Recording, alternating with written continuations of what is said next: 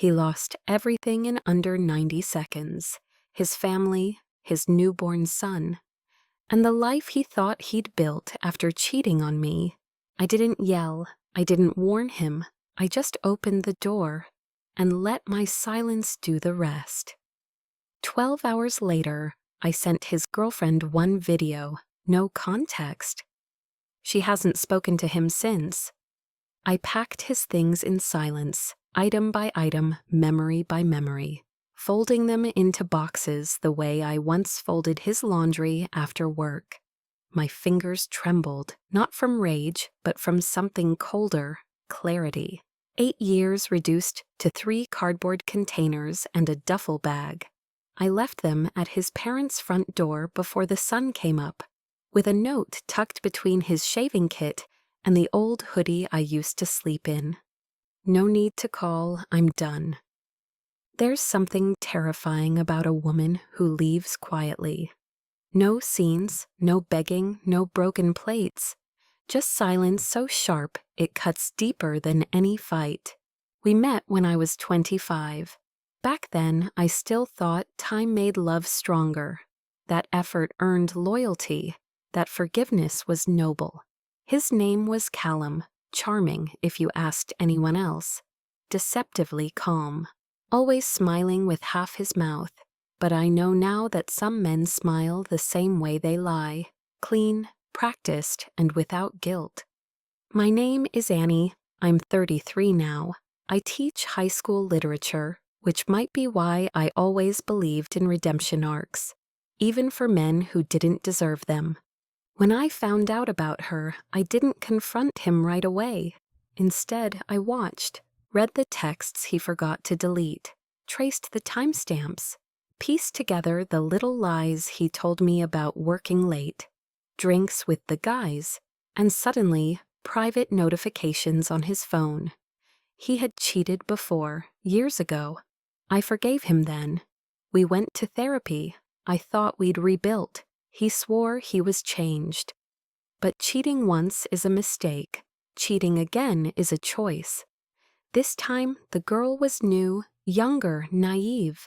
She worked in his office. Jess, I think her name was. I didn't hate her. She probably believed every word he fed her. The night I caught him slipping into bed at 2 a.m., reeking of her perfume, I didn't even flinch. I just watched him, like a stranger I once knew. And then, the next morning, I packed. Not just his things, mine too.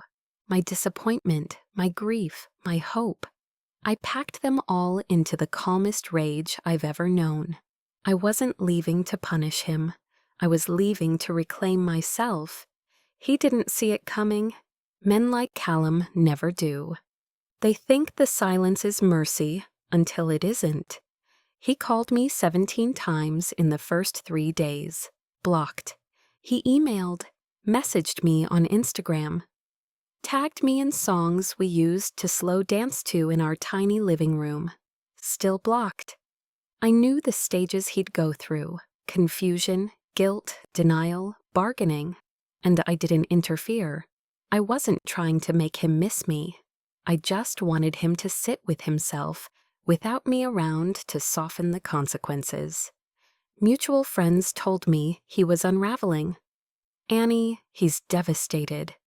He didn't think you'd actually leave. He's really sorry. Of course he was sorry. Men like Callum always are, once they've lost control. For months, I didn't say a word to him. I moved into a friend's spare bedroom, started doing yoga again, repainted my nails for the first time in a year. I bought myself a bookshelf. I drank coffee, alone in silence, and found it comforting. But I also cried, not for him, for the version of me who waited 8 years to realize I deserved better. Sometimes I would open our old text thread, not to read, just to see how empty it looked. Sometimes I'd stare at his name in my contacts, wondering how someone who used to be your whole world could become a number you won't ever call again. And all the while, he spiraled. I heard he started drinking more. Missed a few days of work. Jess, the woman he cheated with, moved in with him. She didn't know what he was like under pressure, but I did.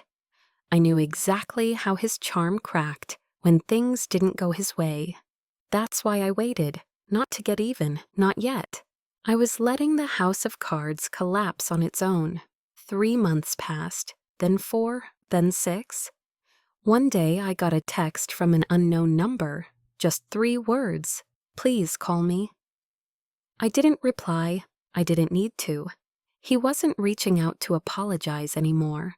He was drowning and wanted me to throw him the same lifeline I'd used to pull him out years ago. But I had learned something in that silence. You don't save men who anchor themselves to your soul and call it love. You walk away, and if you're patient enough, they'll hand you the match themselves. Just 1 sentence. Found the keychain your grandfather gave you. Sentimental, right? Come grab it Saturday, or it's going in the bin. No emojis, no warmth, just polite indifference. I knew he'd come. That keychain had lived in his glove box since college. A rusty silver dog tag with his grandfather's initials, worn smooth from years of anxious rubbing during traffic or long drives. He once told me it was the only thing he took when he ran away from home at 17. So yes, he'd come. And I would open the door, not because I wanted to see him, not because I missed him, but because I needed to feel what it was like to look at him and feel nothing. Saturday arrived. I timed my makeup with surgical precision, bare enough to say I didn't try, polished enough to suggest I wasn't broken. When he knocked, I waited 10 full seconds before opening the door. There he stood, awkward and unsure. Hair slightly longer, eyes sunken, the weight of consequence finally sitting on his shoulders like bricks. "Hey," he said, voice quiet. "Hey," I replied. I handed him the keychain. He didn't take it right away. Instead, he looked at me the way a man looks at the only mirror that ever told him the truth. "You look good," he added. I nodded, said nothing. There was a long silence. Then he asked if he could come in, just for a second. Just to talk, just for closure. I let him. He sat on the same couch where we once planned our future, where he used to kiss the back of my hand during movie nights and whisper that he couldn't imagine life without me. He asked how I'd been. I told him I was fine. He asked if I was seeing anyone. I said that was none of his business. He apologized again. "I messed up, I know, I was scared. And then when you left, I didn't know what to do with myself." I nodded, said nothing. Then he hugged me. I didn't stop him, because I needed him to think that maybe, just maybe, I was still the girl he used to convince, the one who would believe his tears. He exhaled against my shoulder like someone relieved of a burden. Then he left, and I watched him walk down the steps, past the doorbell camera he didn't notice. I knew Jess would see it eventually. I knew he wouldn't be able to explain it.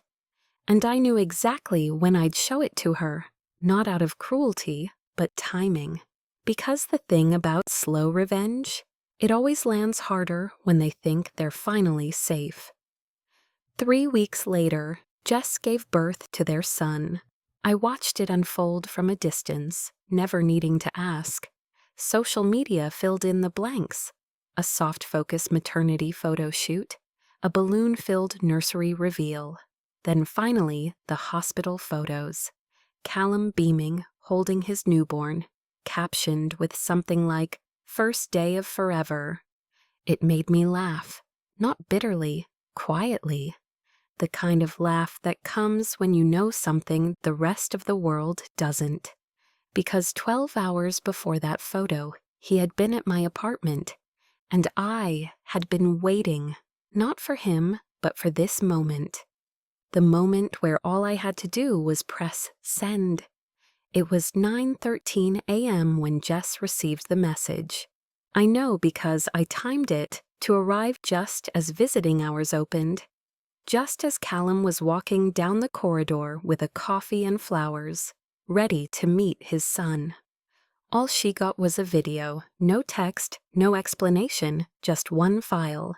It was the doorbell footage. Him standing at my front door, me letting him in. 2 hours later, him walking out again, hair ruffled, collar loose, smiling to himself, no context, no timestamp, no way to prove what did or didn't happen in that space of time. Then 5 minutes later, I sent the second message. This one, just a sentence. Did he even shower and change his clothes between being with me and holding his son? Congrats on being stuck with him for the next 18 years. I never got a reply, but I didn't need one. Because chaos leaves a scent, and Callum wore it like cologne. He was escorted out of the hospital within an hour. His name scrubbed from the visitor list, his phone calls unanswered, his celebratory moment shattered. He tried to contact me the next day. A different number, voicemail, text, another apology. This one filled with desperation, panic, the scent of a man unraveling fast. I didn't mean to hurt anyone. I don't know what she thinks happened, but please, Annie, you need to explain. Tell her it wasn't like that. But I didn't, because I never said it was. I just let the footage speak. Let the timing write the story for me. Let her fill in the blanks the way I once had. Until those blanks swallowed her whole. And the beauty of it, there were no receipts, no texts, no flirty messages, no paper trail. He'd been careful because I'd let him believe he needed to be. He thought the doorbell camera didn't matter. He thought closure meant forgiveness. He thought I'd opened that door because I missed him. He never realized I opened it to lock him out of everything that came after. That was the last time I ever saw him in person. And that was enough.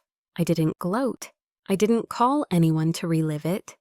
I didn't even check to see if Jess had blocked me, because that wasn't the point. The point was simple, to leave a mark so deep he'd never be able to wash it off. That doorbell footage, it was the scalpel. I kept it for months, like a tool I didn't yet know when to use. Not because I needed revenge then, but because I knew one day he would rebuild. And men like Callum, when they rebuild, they always recycle the same lies. I just made sure his foundation cracked before it even set. He texted me the next night, just one line. Why did you do that? No anger, no insult, just quiet confusion. The voice of a man who had played with fire for so long, he forgot what burns felt like. I didn't answer. He tried again a few days later. This time it was long, a full essay in paragraph form. You know I wasn't trying to hurt you. I made mistakes, yes, but I've changed. Jess and I had a kid. I was trying to move forward. You knew that. You knew what sending that video would do. That wasn't justice, Annie. That was cruel. I read it in the bathtub, the steam curling around my face like applause. Because here's what he didn't understand. I didn't do it out of cruelty. I did it out of restraint. If I wanted to destroy him, I would have sent the screenshots too. The drunken messages he sent me at 2 a.m. over the past year. The voice note where he said he still dreamed about me. The photo of us hugging, his hand still a little too familiar at my waist. But I didn't, because I didn't need to prove he cheated again. I just needed to make her doubt he hadn't. Doubt, when planted right, grows faster than truth. I knew Jess would watch the video on repeat. Zoom in, check the timestamp, search his call history, look for missing hours, listen for tone shifts. And all he could say in defense was, "Nothing happened." Which, in my experience, is exactly what a guilty man says when he runs out of stories. The fallout came in whispers. A friend of a friend told me Jess moved back in with her parents, that she filed for full custody, that Callum was fighting it, of course, crying at mediations, begging her to believe him. But I wasn't watching anymore. I didn't need to. Because the point of a message like that, the video and the line that followed, isn't to start a fight. It's to start a slow, invisible rot. The kind that eats at credibility and trust in equal parts. Every time she looks at him now, she'll wonder, did he go back to Annie one last time? Did he lie to me on the day our son was born? Was he ever honest about anything? I don't know if she'll forgive him. I don't care. But I do know this. That video will live in her memory longer than any apology ever could. It will be her ghost, just like I was his. And what better revenge than becoming the shadow they can never explain away? Screaming, exposing, public humiliation. But that's just noise. The real kind of revenge, the one that lingers, is quiet. It's surgical, clean, undeniable, and I never had to lie once. Callum destroyed himself trying to protect a story that was already unraveling. And I watched without speaking, without reacting, without offering him a single rope to climb back up. It's strange how often people mistake silence for weakness. They don't understand that silence is sometimes the scream that comes after survival. When I first left him, I had nothing. No savings of my own, no apartment, no car, just a suitcase and a job and a heart that felt like wet paper. But healing, when done in private, is a kind of alchemy. I read books again. I lit candles. I stopped drinking coffee with 2 sugars because I realized he was the one who liked it that way, not me. I went to the movies by myself and didn't care that no one held my hand in the dark. I relearned who I was, without the noise of his guilt clouding my thoughts. By the time he came back to pick up that keychain, I was already finished with him. He just didn't know it. And that, I think, is what hurts men like Callum the most. Not the loss, not the exposure, but the fact that their final scene didn't come with a dramatic speech or tears or a shattered vase, just a closed door, a cold silence, and a woman who no longer needed their story to be hers. He never imagined I'd wait a year just to let him walk into his own trap. But I didn't do it to be cruel. I did it to be free. And freedom, for women like me, is the sweetest punishment of all. I haven't spoken to Callum in over a year. Not a call, not a text, not even a glance if we pass by in public. I've seen him a handful of times, usually from across a parking lot, or when I pick up coffee near where he used to work. He always looks smaller now. Not physically, but in presence, like a man still living under a weight he can't name out loud. He doesn't wave, he doesn't smile, and I never offer more than a passing glance, as if he's no one special, because he isn't anymore. I don't need anyone to know what I did. I don't need applause. I don't need revenge stories shared on group chats or likes on social media posts. What I did wasn't for spectacle, it was for silence. The kind of silence that lingers after a storm, the kind that says, you can't rewrite this, you lived it, and now you live with it.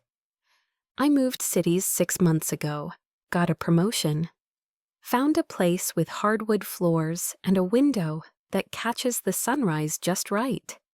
I keep a small box on my shelf with things I once shared with him.